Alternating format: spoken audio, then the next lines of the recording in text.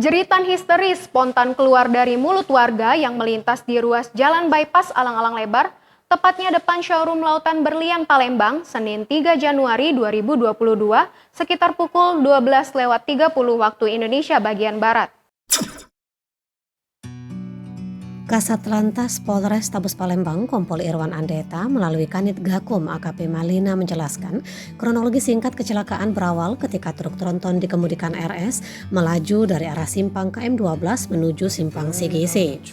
Di tempat kejadian perkara, truk roda 10 tersebut hendak mengubah lajur dari kanan ke lajur kiri. Namun di depannya ada minibus yang hendak berbelok sehingga menyerempet sepeda motor dikendarai korban yang datang dari arah dan tujuan yang sama. Akibatnya sepeda motor metik tersebut masuk ke bawah truk dan terseret hingga beberapa meter. Pengendara sepeda motor mengalami luka-luka dan meninggal dunia dalam perjalanan ke Rumah Sakit Pratama Sukomoro Banyuasin. Untuk kepentingan penyidikan, sopir dan truk tronton beserta sepeda motor Beat nomor polisi BG 3158 ABY diamankan di Poslaka Musi 2 Palembang. Nison Bule melaporkan untuk Anda.